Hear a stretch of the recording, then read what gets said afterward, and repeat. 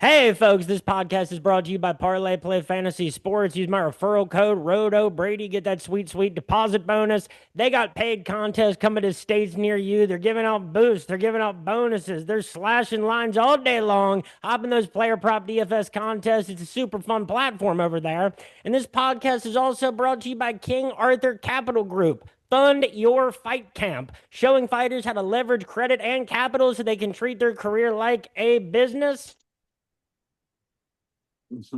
And I am super excited to be partnered with King Arthur Capital Group. I want to get that information out there to as many people in the combat sports world as possible, especially people, on their way up, looking to, see how they can better manage their career moving forward. So it's their fight game that they need to worry about, not how to fund it. Follow them on Instagram at King Arthur Capital Group and the founder, David King Arthur McElroy at MC.Elroy. Check out that interlude episode that we did recently as well.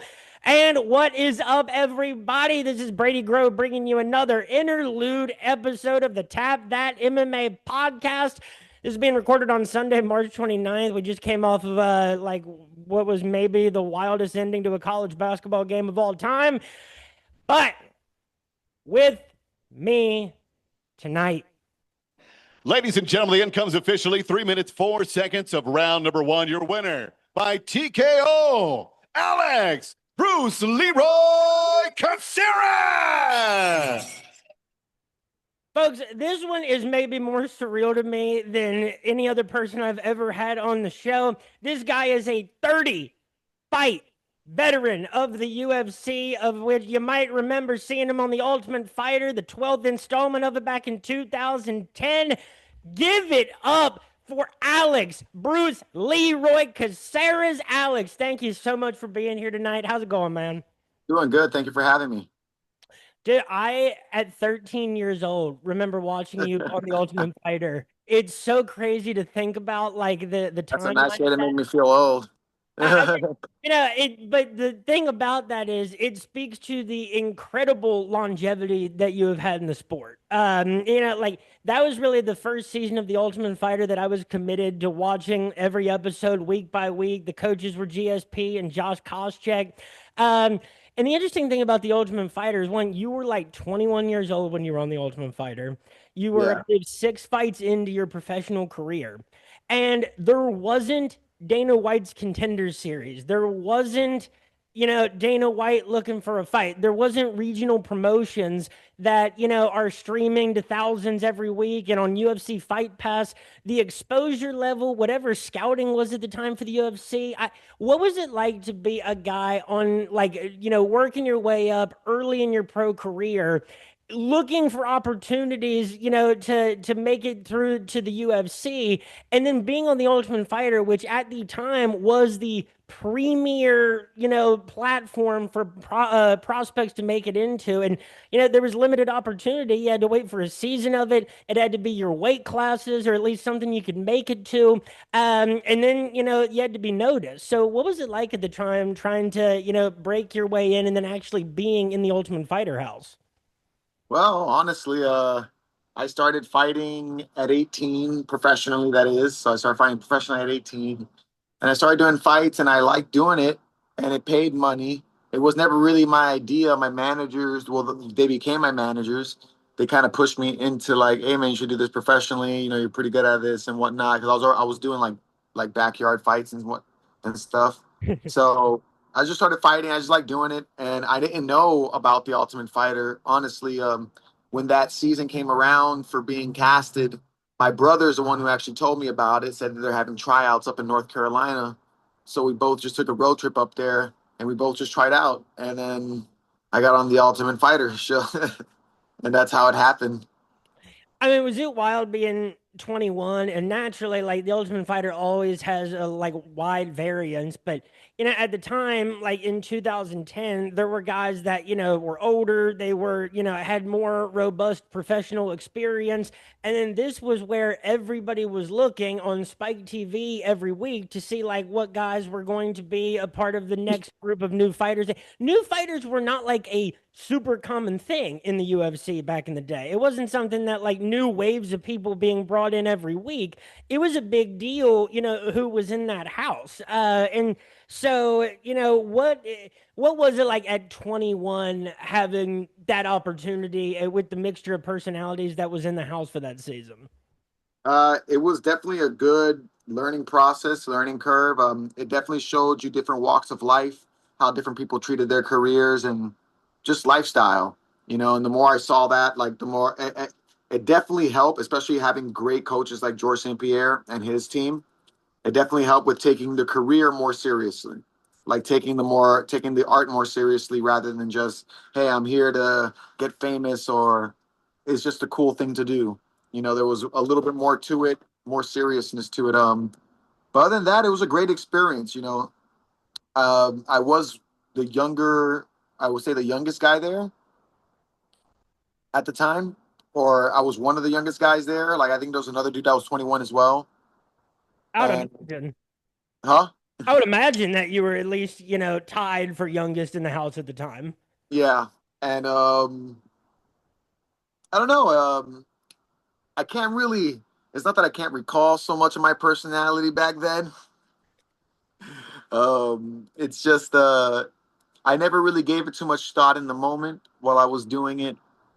Uh, I just know it was a great experience and it was a great opportunity, and I just took it like I guess maybe some say maybe a little bit too frivolously. I just enjoyed my time there. It was like camp for grown-ups, the best way I can explain it. Well, it's funny because, like, obviously, social media was still like in its infancy or its pre-adolescence, so there wasn't like it's not like now where prospects, are building up social media followings, and that honestly has a some makes some difference in the opportunities that you get.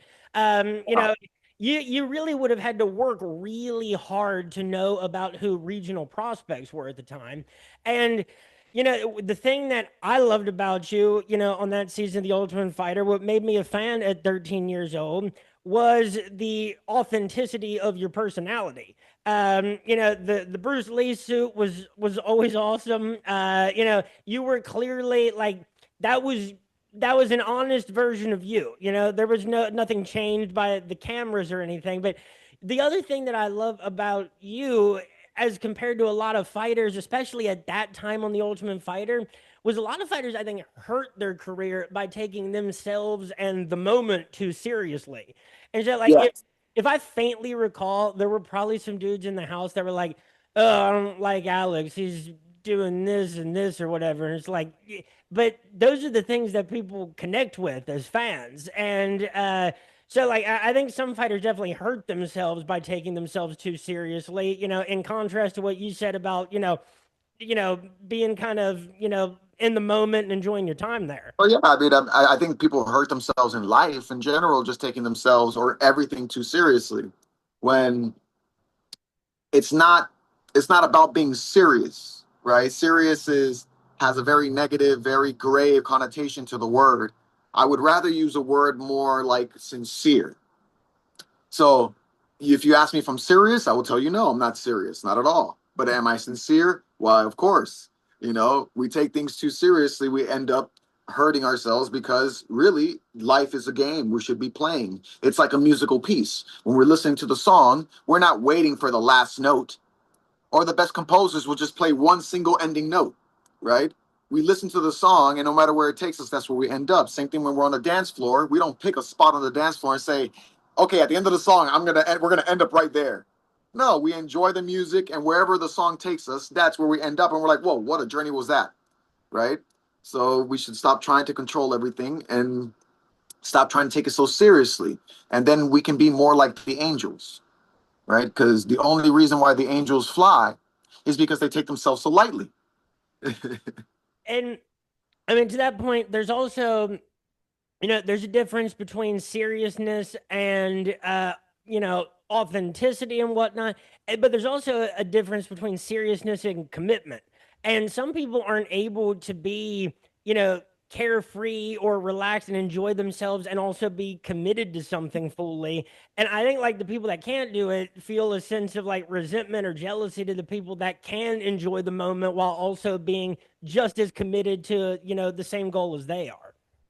Well, it's more about I feel like people that find it difficult to do that is because, like I said before, you're trying to control every aspect of the situation. You can't control happiness. Happiness happens to you. Mm. You just happen to be happy, and then you either flow with it or you don't. But you can't control the happiness. Same way you can't control the anger. You can't control. And if you try to control any of these natural things, it becomes unnatural and it becomes fake. Then you become unauthentic because now you're trying to control your emotions. Well, you can't do that. Emotions happen to you. And now you have to go with the happening or not. It's the same way. Imagine a surfer trying to control the waves. It can't be done. Instead, the surfer, without using his will to control the waves, he uses his intuition and uses his mastery to maneuver himself around the waves. And now it looks like he's controlling the waves, but simply he's controlling himself around the waves. This is the difference between control and mastery. It's good to control someone, but to master yourself, then the world becomes under your control. And there's a good symmetry between that philosophy and the way what your fighting style has been over the years. You can't control what your opponent is going to do, you can only flow with it. And you see that play out so many times in all of your fights in your UFC career. Yeah, I feel that thought process or that train of thought during a fight. I can't even say train of thought, but that way of being during a fight has helped me stay in the game for a very long time without injuries and without acquiring too many injuries or debilitating injuries. That is, you can't resist it all the time, or else it hurts more. It's kind of like how can I'm gonna use an analogy with slipping, like slipping punches, right? So when you slip a punch, you don't want to resist the motion. You don't want to resist the punch, right? The punch is coming towards you. You want to slip past it and get by the fist. That's only when you're out of danger. So you want to slip. You don't want to resist that. You want to go through it. When you resist the punch, you turn away. You try to move away from it. You try to make distance away from it. But when you move away from it, you give the other guy more room to throw that one punch, then another one, and you can get hit, right? But if you stay like accept that, hey, I might get punched, and you don't resist it, then you can move through it versus trying to resist. Because resisting is not just like putting tension and strength away from somebody, but is also not wanting to do something because you're simply squeamish about it. And so, like being out of Miami, Florida, and as you mentioned, like you said earlier about like backyard fights and whatnot, and like Miami, like will forever be the capital of backyard fights when it comes to mixed martial arts.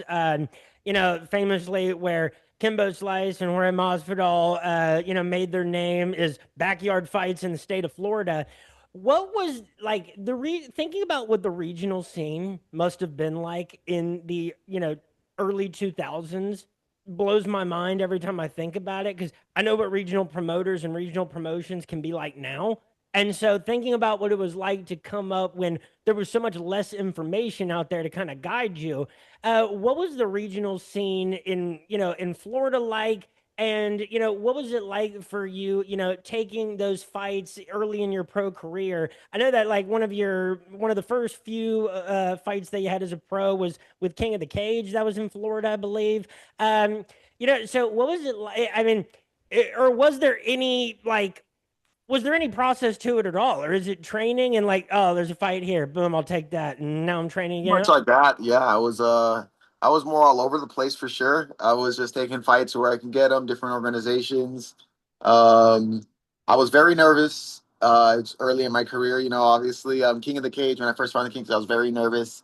I remember I was in backstage for that one, and I was like, pacing and like I just couldn't settle down. And the dude was back there, and he noticed that and he wanted me to calm down, so he like slipped me some like gin and juice, and then I started drinking, and I was like, I calmed down after that, and then I went to the fight. Thank God it lasted only one round, but Oh God, yeah. I don't know what like round three would be like with gin and juice in your stomach, but yeah, you were able to get it done early, so that you never had to find out. Well, I mean, I've fought plenty of times. It was a common thing in Miami in the gym back there. Where like I think it was like usually Friday night sparrings. Like after the regular rounds are done, like one guy, doesn't matter who, would usually come back with a nice 12 pack of beer, and then we all like start hitting the beers and continue sparring. And speaking of that, season 12 of The Ultimate Fighter, GSP versus Team Koscheck, was that the season where GSP brought in his French friend, the dude that just like stays out all night, gets hammered, then goes in and just beats the shit out of people in sparring? Yep, Oh, John Charles Sobruski. oh my God, this sport is full of so many interesting personalities. And like that detail, like those are the kind of stories that like now if you tell that on like an NBA podcast, they're talking about people drinking in the locker room, it's like a big story. And like stuff like that, nuggets like that just get buried in the history of MMA. What a fascinating sport this is. Yeah, he was a pretty interesting fellow. So overall, you ended up having 30 fights in under the UFC banner. Out of the current 36 professional fights that you have had in mixed martial arts, you ended up collecting wins over the likes of Sergio Pettis, over Cole Miller, over Steven Peterson, Chase Hooper, Song Woo Choi, Julian Erosa. Out of all of those, what is the fight that like you look back on and it's the one that you hang your hat on the most? Because I'll tell you, the Chase Hooper fight, one, I can't believe it was already like however many years ago. I feel like that fight was yesterday. And Chase Hooper, a guy like yourself, a guy that like came into the UFC extremely young, not necessarily at his fullest physical form at that point. Everybody Yeah, was looking to him as the next prospect. And that was another fight that again reminded everybody who Alex Bruce Leeroy Caceres is. Because it's like, yeah, that is at that stage in June of 2020, the last guy that if you're Chase Hooper or any prospect on their way up that you're looking to fight is a dude like Alex Caceres if you're looking to get the win, but it's a great fight to have if you're looking to get experience and be a better fighter at the end of it, regardless of the result. yeah. I liked all those fights. I would say the most fight that stands out to me the most would have to be that um I guess for different reasons though. Like for if it was like for dominance and for performance wise, I think the Cole Miller fight would take that cake just because with the Chase Hooper, um, for the fact that he was very young and at the time I just felt like he didn't really have anything for me in that fight. That uh it wasn't as, I don't know, it's memorable, like it's good, but it was kind of like, yeah, I kind of walked through that with the Cole Miller fight. I felt like this was a guy that it just maybe because it was more on a personal level, like he kind of like moseyed around me and my brother's career and stuff. I think my brother almost fought him a couple times, and just for the fact that him, Hector Lombardi, like to talk a lot of trash and stuff, so it kind of meant a little bit more just to put that display on him. And I know there was a black belt in jiu-jitsu, so to be able to starch him in that was as well was good. But the one that really stands out to me the most was the Chung Woo Soy. What's his name again? I'm sorry. The Sungwoo Choi. Sung Woo Cho. I don't want to mess it up. That guy, that guy was tough. You know, like that guy hit really hard. I say it stands out to me the most because it's one of those fights, and there's plenty of other fights that did that. The Stephen Peterson fight as well, because I feel those fights tested my resolve. Yeah. You know, you're talking about authenticity, you know, and everybody always looks at me that, oh, you sound, you look, you seem to be very authentic, you know, and this is something that I hear get thrown around at me all the time, and every time I hear it, I take it as a compliment. I'm like, okay, sure, why not? But the reason why I'm fighting is to prove that authenticity to myself, so I'm not always sure of that authenticity. But moments like that make me sure that even in the hardest times or in the most difficult times, I'm like, I want to be here. And to make those fights turn around in those crucial moments, like being almost knocked out by Sung Woo Choi, and then being able to turn around and submit him at the end, with the Steven Peterson breaking my hand in the first round, and getting my eye closed up and bleeding all over the place in the first round, and then being able to edge out the win on him. Like those one showed me that my heart was real and was in the right place. And yeah, like, I think people would be shocked. I think people could definitely put on a personality facade for 16 years if they tried really hard. But in those moments in a fight, there is no hiding anything. It is pure authenticity. It is, it is vulnerable. What you see is what is happening. And the Sung Woo Choi fight, I'm like 5 minutes fresh off of rewatching that one. And I mean, not only did that guy hit you really hard, but he also needs you in the face on the ground. Gets the point taken. One of the rare instances in MMA where someone gets punished for the first foul that they commit. And so, they take a point, that's all well and good, but, you had clearly taken hard shots. And so to come back and get the submission win in the second round, I do think, and no and no injury time.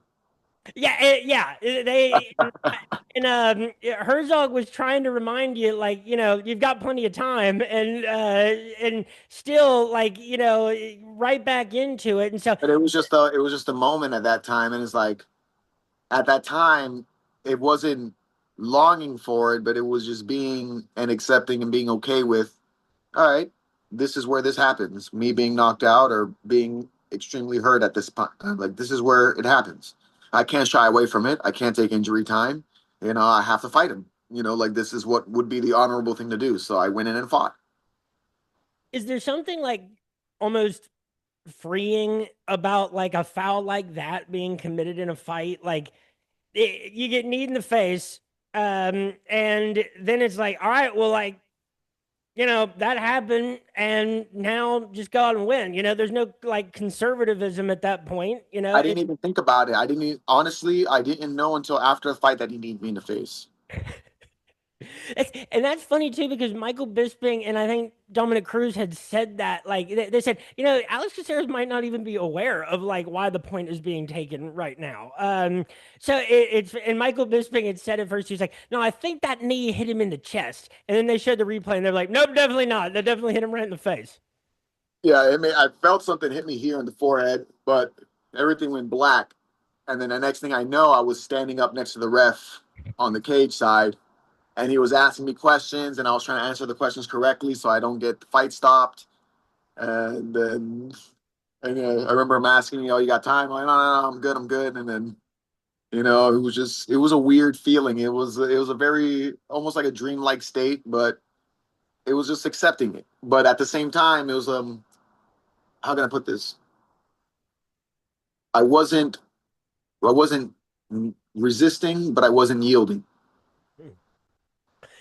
Okay. And like, again, another very good like philosophy in terms of how it can be, compared to your career as a fighter overall. Like, you know, watching the way that you fight, your style of fighting is very unique. It's always been outside the box. It's always been fun, and there's always been a little bit of improvisation to it. And specifically, and my frequent guest co-host Connor Bones Sloan wanted me to specifically tell you that your head kick knockout, or the head kick that you landed on Julian Erosa, is one of his favorite moments from your career. The way, like, watching that replay over and over again, I still don't know how many times I've seen a sequence like that where off of the punch that you threw and with where your arm was and your body was positioned at the time, the kick that you landed is insane. Well, then once again, we're going to harken back onto that whole idea of going with the flow of things, not trying to control things, not trying to put your own personal signature stamp on it. Like, nah, this was me and I did it. Look how well I did it, right? It's just letting things happen. So as I was throwing the punch, I was trying to actually hit him, but he was a little bit too far away, and he slipped it nice, and I was off balance. I noticed I was off balance and I noticed I was vulnerable at that position. So I threw my kick up, thinking that if I throw my kick in the way, it'll create some space and he won't be there. But he was there and it happened to hit him in the chin. But so this is a good example of letting things happen. But mind you, I have to really explain that when I'm throwing punches and kicks, even if I'm expecting them to hit air, is that I'm throwing them with full intention that if they hit anything solid, they're going to connect as well. So it's in the same way as if you're shadow boxing. When you shadow box, do you just hit air or do you imagine your opponent getting hit, you slipping punches, you blocking and everything like that? So it's the same thing.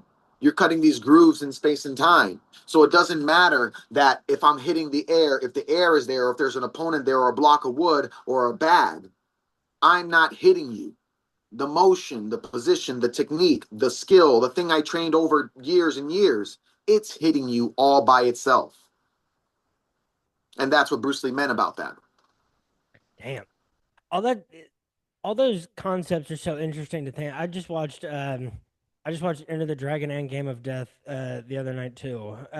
Rented it on Amazon for $3.99. I don't care. I felt the need to watch them, so I went ahead and ponied up. Um and like, over your time in the UFC, so basically 16 years spent under the UFC banner, more or less. That is approximately 42-43% of your life was, which is an insane stat to throw out. Oh, it Uh, could be longer if they wanted to give me fights.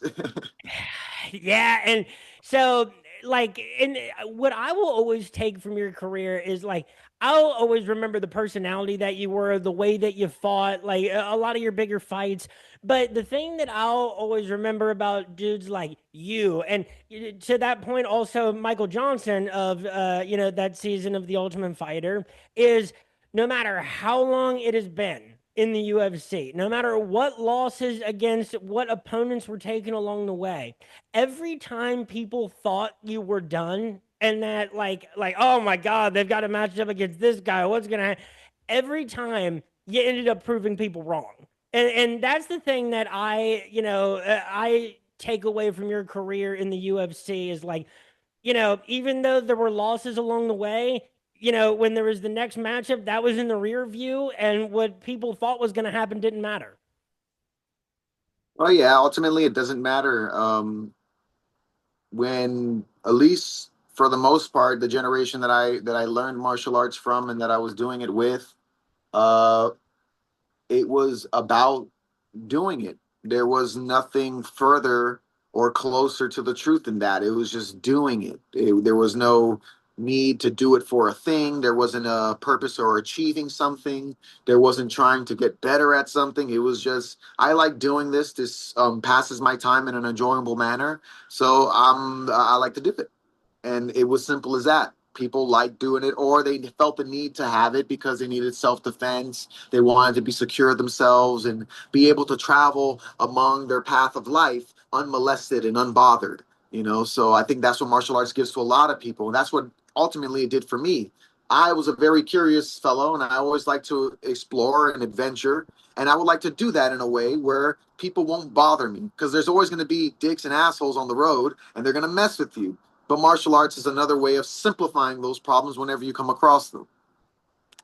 And so that's a good transitional point of like, you know, fighters from your generation when you were coming up, almost everybody's story was along the line of, I didn't like school. This was an outlet for me. And, this happened and this happened. And so this was a great release. This, put me on a great path that maybe I wouldn't have been on. And today's fighters that are on the way up, there's a much greater variance, like, Yeah, it's the difference between people that have a destination that chose it, and the difference between people that it kind of just happened to them. And but the thing is, like, you got to like, you can look at it in both ways, but in reality, when you really look at it, things are just happening. You can't really do anything. So when you take that question in mind, and you see the people that are doing this to achieve a certain goal and achieve this certain goal. Now, how did this happen? Because it's a happening. Like nothing is, and if things happen, that means there was a controlled happening somewhere. So that's where a lot of people get lost, and that's why people end up having very short careers, or getting distasted by the and displeasured by the whole process of mixed martial arts as a career or as a show. You know, because it's something that you didn't allow to happen. You tried to force it. What happens when you force a lock? You either break the key and you jam the lock. You got to kind of jiggle it. And yeah, like I mean, I was just so Jonathan Brookins won that season of The Ultimate Fighter. There were some notable names on that season: Michael Johnson, Nam Fan, Cody McKenzie, patented McKenzatine. But Jonathan Brookins won that season, and he lasted a few more fights in the UFC. He was cut or left the UFC after two straight losses to Charles Oliveira and Dustin Poirier. Brutal break, for not knowing who those guys, what those guys were going to be capable of at the time in 2012. But the thing is, right now, there's like I'm not criticizing this current generation of fighters on the way up. They're dealing with the world that they are in now and that they were Yeah. born into, and And they're wonderful athletes, by the way. They're incredible athletes. fantastic, because this is one of the first generations that we're seeing that has trained in mixed martial arts from a young age. It was crazy when Nate Marquardt had been training in MMA since he was 15, and now that's a very normal story. Yeah. So the people on their way up now, you have to kind of worry about the stuff that fighters from other generations like didn't worry about and didn't have to. Like there wasn't social media. It didn't really necessarily drive like what was going to happen with your career. And you never would have seen a fighter like Armin Sarukian, love him or hate him in a past era, a dude who like, notoriously came from money, like does it because he enjoys. Those people weren't in mixed martial arts at the time, and now they are. So like from Well, your some of them were. Now you'll find some of those people. There's people that like come from like lineages of like wealthy, rich families, or that were lineages of boxers or martial artists or wrestlers. There's a lot of those guys. Like those, like you can't count those guys out. Those guys are hard workers too. Like there's a lot of great guys that are doing that. But I understand where you're getting at. That it wasn't about the glam and the glitz. It was about, if it was about anything, it was about like just bragging rights. If it had to be about anything, and not to anybody, but just to see if you could do it. Like I want to be able to leave a legacy behind. I want to be able to build a legacy, and that's why a lot of families that were martial art families would put their kids and their students into these tournaments and whatnot, but just to carry on that legacy, because that's what it was about. It wasn't about being popular. It was about being the best that you could possibly be in this life that you have, this one life that you have. But now the commodity trade has become money for your very soul, for the very thing that you're trying to fill up with experience. Now you're trying to fill up with money, and so you do things that are out of your character. You become a person that is unauthentic in order to gain these treasures, these very physical, very unlasting, fleeting treasures for a short period of time. When martial arts is a very beautiful thing, and if you really looked into it, if you really did it, and really took part of it wholeheartedly, it'll give you something that'll last you for an entire lifetime. And maybe, who knows, whatever happens afterwards. But it's something that you can lose. yeah, like when you put it that way, like martial arts and combat sports, it's almost like the mixture between a sport, a language, and like a religion all at the same time. It can give you all the things that those things can do. And to your point about Armin Sarukian and guys that come from similar backgrounds, those guys are guys you have to watch out for. They are animals, even though a lot of people, people won't sympathize with what drives them, and people might think that, oh, he doesn't need this or whatever. Exactly. But it's But not about the money. but That's a guy you got to watch out for. and the He thing has is, everything and he wants to do it. those dudes have heard their whole life that the only reason that they get anything is because of somebody that came before them and gave it to them. So the chip on their shoulder might be a whole different thing than a lot of people can understand. Of course, of course.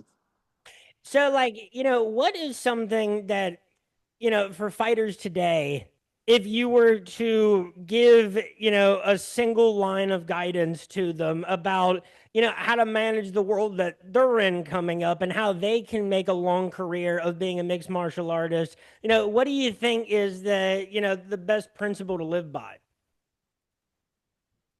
Well, I mean, as of late, I've been really digging just not trying to control anything, you know, just kind of go with the flow and be a part of the happening.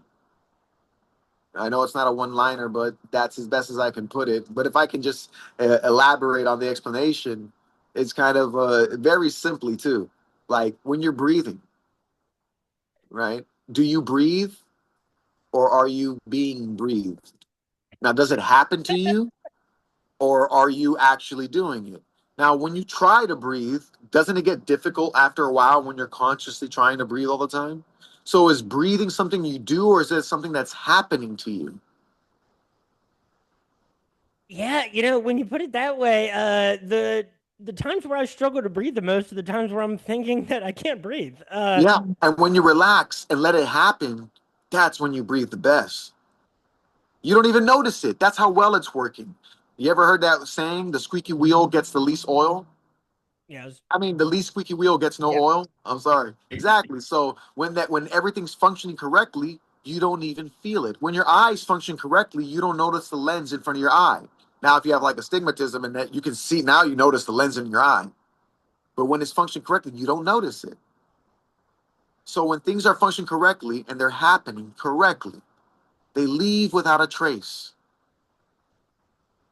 And so to that point, the because I don't think like many people in the UFC on their way up right now. Like if I was to name who the hottest prospects are in every division right now, not many of them are necessarily following that line of that philosophy. And it's either maybe they think out of necessity or it's like the quickest way from point A to point B. But either the UFC or the fighters themselves are either trying to force themselves into being stars or force their fighters to have star power. I think that exists. Like take I don't want to name any people because I'm really not shitting on anybody right now, but like I there's understand what you're getting at. It's yeah. but so you know, there's no necessary necessity to name anybody, but um, it's I don't put the blame on the UFC and I don't put the blame on the fighters for doing such a thing. It's how it's what we value in society. So if we changed our value systems, then other types of people would be stars. We would value other types of like back in the day, we valued men that were more stoic, you know, in movies. Nowadays, we value men that are more, I guess, silly or dumb or lazy in a sense. Not for all movies, but I'm saying for like just the general the portraying of what a man is versus what a man was, you know. And then we see the effects in media on how that happens when men start following weaker men. You know, our grip strength has got weaker. You know, overall in America, it's crazy. Like people don't have the same grip strength.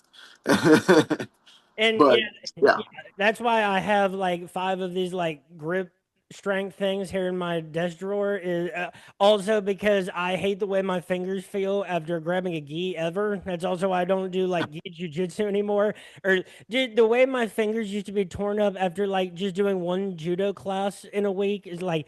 But yeah, I and could. it's crazy though, and I love though like having good grip because it's actually literally saved my life plenty of times. Because I like to go do adventurous stuff like climbing rocks and mountains and stuff. And I can't tell you, man, when just like having a good, nice grip saved my life and other people's lives. There was one time we were running down Camelback and the guy slipped off the side of the mountain. And just without thinking, I just slid right next to him and grabbed his whole wrist and just pulled him straight up. And I'm like, oh, I'm not letting go. Like to your point before is like I don't necessarily think that Because yeah, not to put any blame on the UFC or on any individual fighters, but I think that one of the biggest talking points among fans right now is the lack of superstar power in the UFC. Well, And that has to do a lot with making everybody look the same. yeah, We all yeah, got the same uniform. We're not accentuated for our characters anymore. We can't even represent our own gyms. the and like you know, part of like I mean, how cool would it be though if I get to come out with a yellow jumpsuit or a black and white gi? yes, dude, I flaming kickboxing pants, like it, whatever, like anything to like get back a little bit of the flavor of the 2000s, like I mean, but like, because martial arts, I mean, I know it's a show, but even so, even much more so that it's a show. But martial arts in general is an expression, and we should be allowed to express ourselves. It's an art, it's in the name, martial arts. And how can you have a like imagine if you told painters that you can only paint a certain way to put your art in this gallery. I don't know, that'd be kind of ridiculous. yeah, and like that's something I've always liked about boxing is a lot of people that with the even just the robes, the trunks, like there's a lot of creativity that can go into that. And bare knuckle, for the growth of bare knuckle, you see like some of the like outfits and costumes that some of the people and so, especially some of the female fighters in BKFC are in just at the weigh-ins and the face-offs. It's like, damn, now that gets people's attention. There's nothing cookie Yeah, cutter about that. And I think that that is one of the downsides to, having such a long partnership with ESPN is ESPN does not want like things that stand out and shock people necessarily. Like that was something that wanted to be that we saw the UFC become a lot more standardized in that period. yeah. But I feel like that's one of the reasons why I got out of watching sports in general. Like the whole public trading aspect of team sports, like just threw it away for me. Like because they're no longer really the team. There is no more home team. They're not playing for a home; they're playing for a check. Like there was a time when all the teams had their players from the place that they were living in. Mhm. And then I can see where you would rally up a lot more forever to go see a game and have a little bit more team spirit. But nowadays, who cares? And like it's one of the things I hate the most about the NFL. Like I'm I love the Cincinnati Bengals. I love but as far as the rest of the NFL, I feel like each individual franchise doesn't have the character that they once did. To me, I see the Bengals and then I see 29 other, Yeah, but who's gonna have that team spirit? Who's gonna be that character when you're not a part of that team? When you're playing for a check? Now I'm just showing up to work, collect my check, and I'm gonna go home. That's why people become not really memorable. People, you need people to remember you. People can't remember you if there's no stake in the game. So if you have no what you call it personal attachment for them, then why are they going to remember you?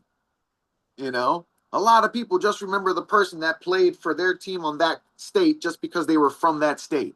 Even though that person didn't become famous, because there was a camaraderie there, and we've lost that tribal instinct. We've lost that that communal feeling that we would have together, seeing one of us make it. Because it's not one of us anymore. And I think people are still tribal. I just think they direct it in the wrong ways and like much less productive, much less fun ways now. Tribal. I would say I wouldn't say tribal. I would say primitive. Primitive. Okay. Okay, because like we associate tribal with primitive, and that's a wrong connotation. Tribal is a social community in which everything is done for the goodness of the tribe. Mhm.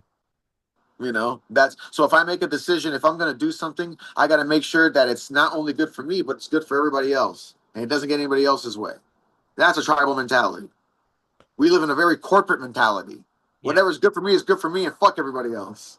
And I love a wide world of sports. And you know, the I always try to be optimistic, especially in like this period of college sports with NIL and the transfer portal, where it's very different than it's ever been ever before. And I always try to, maintain the optimism that like things always change, and give things time to work out. Things change, whatever. But for that direction, it's hard to imagine the world ever becoming less corporatized unless something drastic happens in world Uh, history. yeah, I understand, and then going back on the things that things change is like, yeah, like things do change, but things can, like, I guess, adapt. I wouldn't say change. We could adapt better to the world. We try to change the world. We try to control it, which is why we're living in the state that we're living in now. We try to beat nature into submission because we don't feel a part of it. That's why the world sucks. We have no air to breathe, and the water's dirty, and the land sucks. We can't plant anything because the soil's all depleted because we don't see ourselves as a part of nature.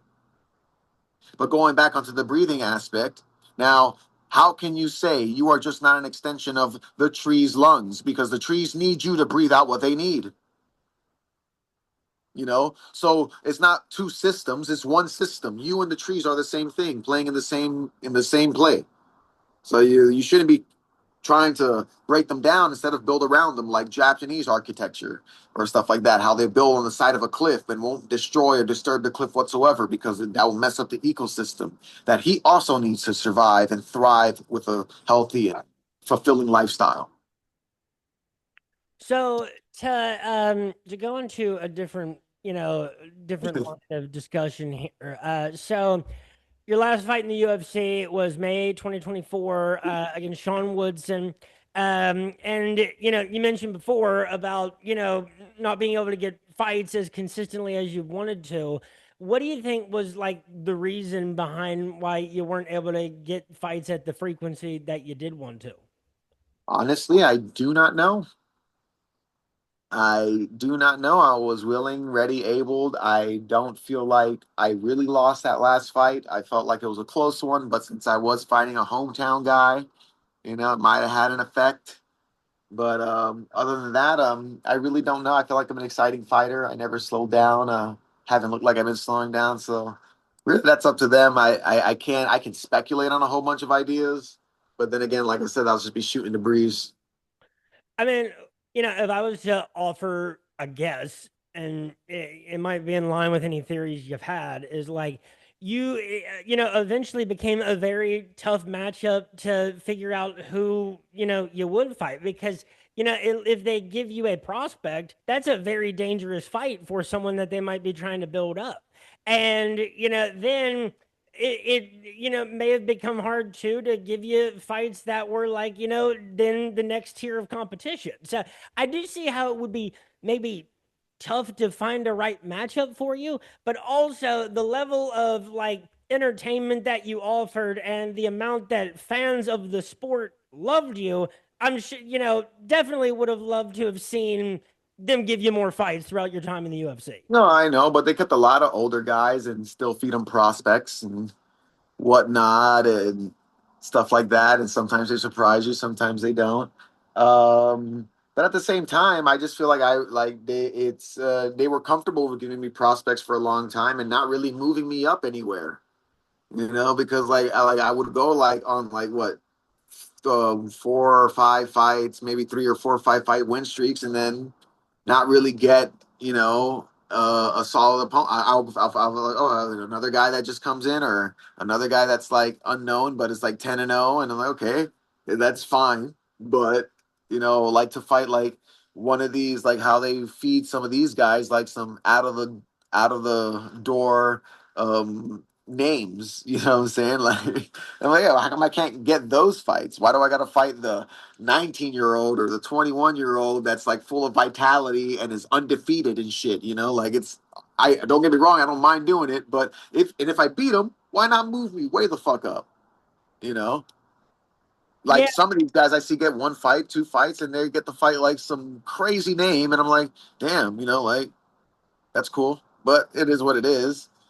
It's I know I'm not, I guess, a very social media like friendly. Not, I don't mean like mean guy, but like I guess like just out there all the time personality. Maybe I don't do that enough, and maybe that's like, oh, maybe we don't necessarily need this person, you know, because now things are changing, and maybe he's fun to watch, but he doesn't really post anything.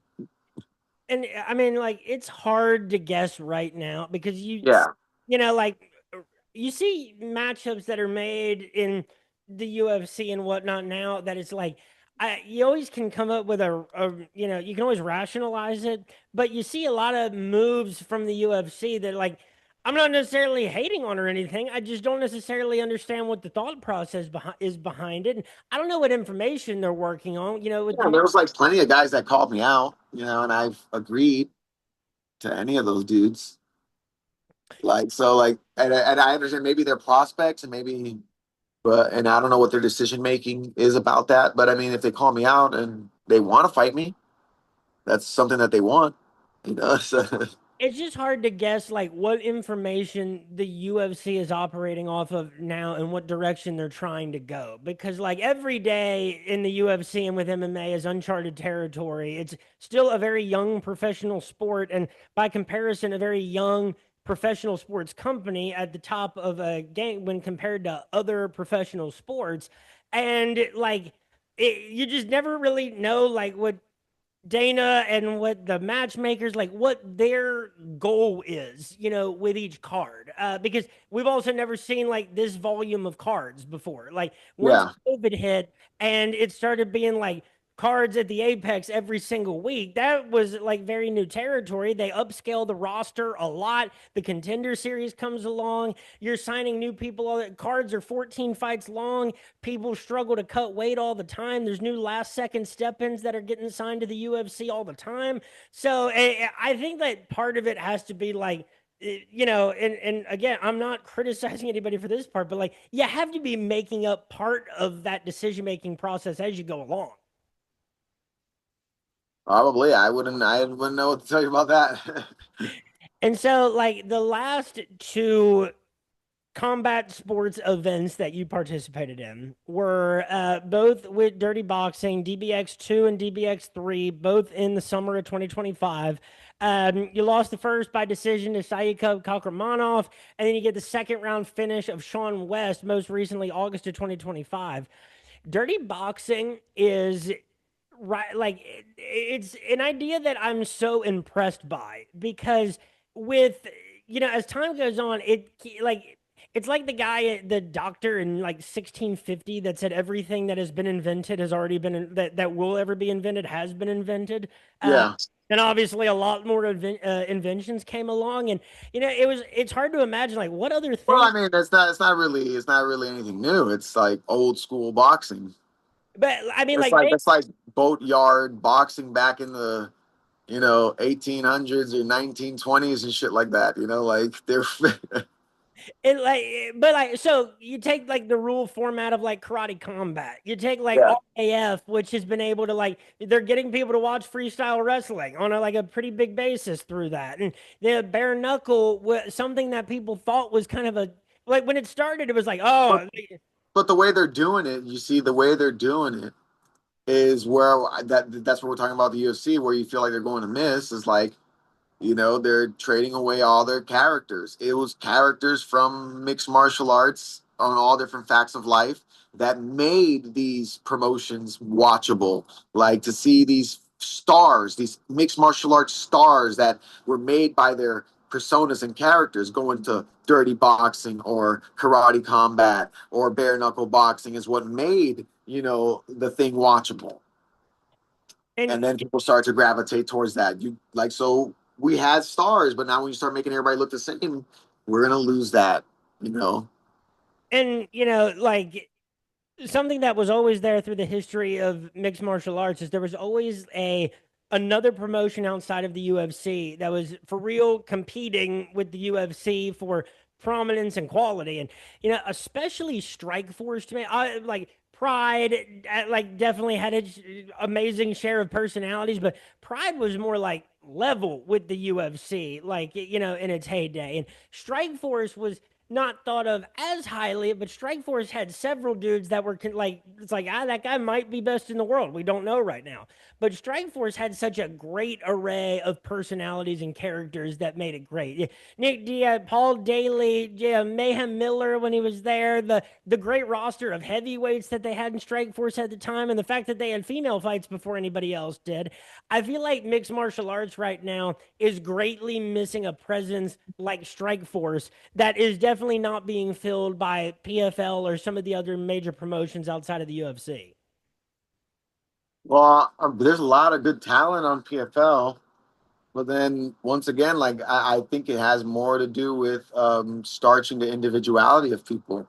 Like when the individuality only comes from social media posts and like it's only from self promotion. The organizations are not going to promote your personality. They're not going to promote your character. They're going to promote you as their fighter, and that's about it. And so people are not really interested about that. That's why they have to make most of these interviews, shit talking interviews against each other and making it very emotional, back and forth between opponents just so they can charge somebody up emotionally. But in reality, people will just be interested in just learning about the person stepping into the arena. And if they would just do a little bit more of that and allow people to express themselves a little bit more freely, I feel like you wouldn't. Um, it would be a whole different thing, man. I think it would just inspire a lot more people in a better way.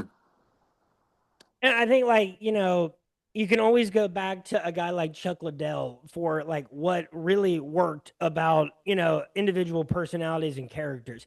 The Iceman shorts alone, like people who didn't know dick about mixed martial arts or the UFC in 2006 knew, like, if I showed them a picture of Chuck Liddell, say, is that the Iceman? Like, and Yeah, Uriah Faber too, like with the cornrows and the whole California Kid thing, and the WEC with the blue canvas and the blue gloves, like that was something that stuck out.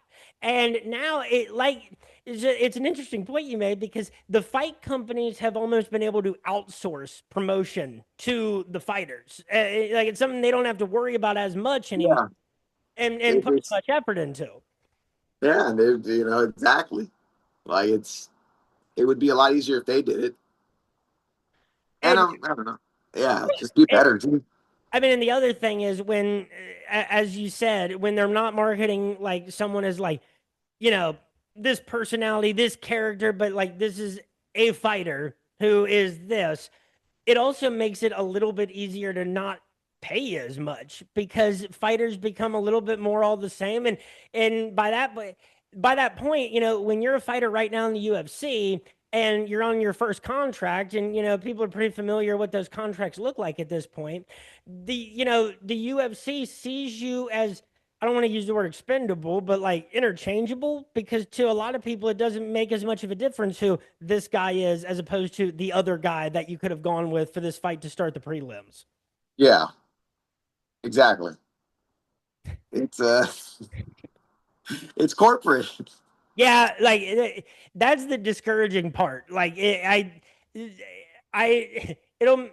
make me sound like it,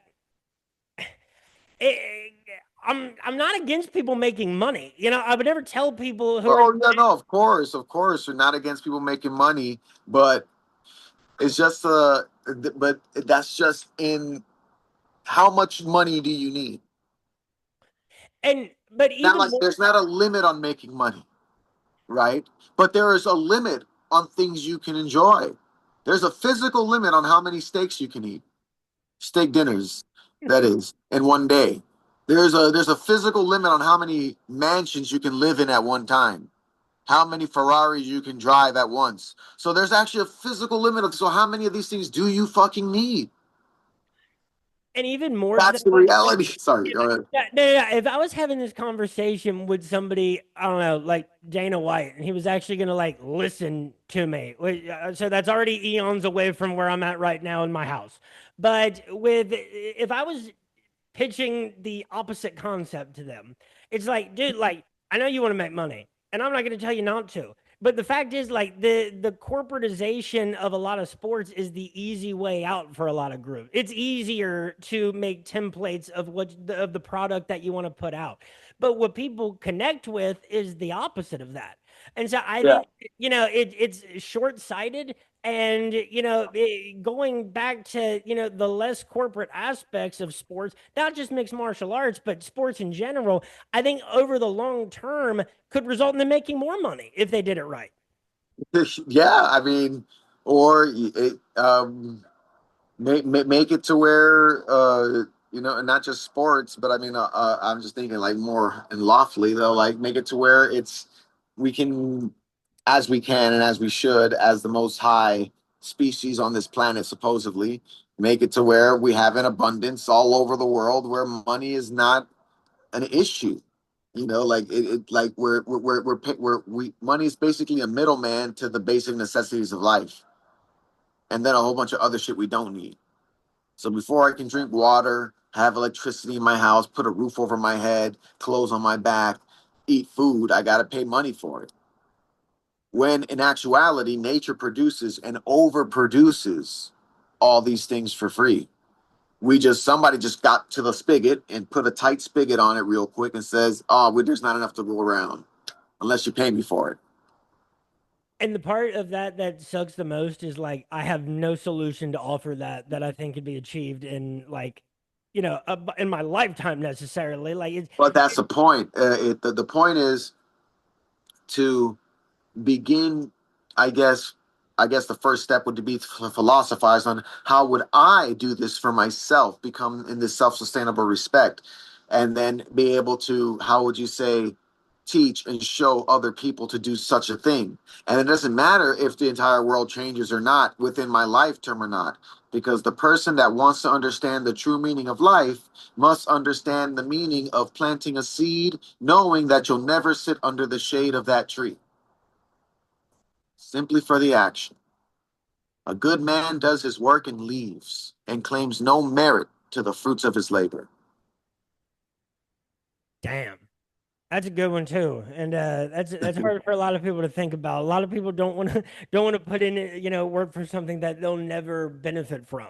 But that's okay, and that's okay, and we need those people. Because Yeah, if we didn't have those people, we wouldn't be able to contrast the other types of people. shit. Yeah, I mean, there's 8 billion people on the planet too. You got such a wide variance and so many so many different like cultural differences. Like people even in the United States that have grown up 60 miles from where I live have lived their life completely different, and our worlds are alien to each other. It's a weird world we live in. And so like with dirty boxing, like have you enjoyed competing under that format on that platform, and what's your plan moving forward at this point? It was fun. I liked it. I enjoyed combat, martial arts in general. But I don't know. Just moving forward, I just looking for a fight. Honestly, just waiting for my managers to get back to me with any information, whether it be with the UFC or PFL or any organization really. Just looking for a fight. I'm a big fan of Ryzen. Ryzen, like pound for pound, if it was as big as the UFC and they put on events as often, Ryzen pound for pound is my champion of promotions right now. Like it's my favorite to watch. I love the personalities in Ryzen. I think that Ryzen has done a very good job of maintaining a lot of the things we've been talking about this whole time. Like individual personalities, there's flair there, there's like a taste of pride, and they go by the pride rules too, which everybody enjoys. Uh, Yeah. I think I think the people of Japan and fans of Ryzen would really enjoy your presence in that promotion. That'll be fun too. I enjoy it over there. It's a good crowd, and yeah, man, I wouldn't mind. Just gotta wait for my managers to get back to me and see what they have on the table. They're talking with everybody, or trying to talk with everybody to see who would like to have me on one of those shows. And so, folks, this has been another interlude episode of the Tap That MMA podcast. And for reference, just did the Google math here. I have been a fan of Alex Bruce Leeroy Caceres for 16 of my 29 years on this planet. That is 55% of my life. Folks, you can follow me on Twitter at RotoBrady and on Instagram at RotoBrady MMA. Follow the podcast at Tap That MMA Podcast on YouTube and Spotify. Now available on Apple Podcasts and Amazon Music. And Alex, thank you so much for being here tonight. This has been amazing. I've been a fan of you for so long. It's incredible to be able to sit down and talk to you for this amount of time. And anything else you want to say or anybody you want to shout out, the floor is yours. Oh no, pretty good. To everybody, thank you for having me on the show, and it was good having this chat. Folks, thank you so much for listening. Have yourselves a great week and peace.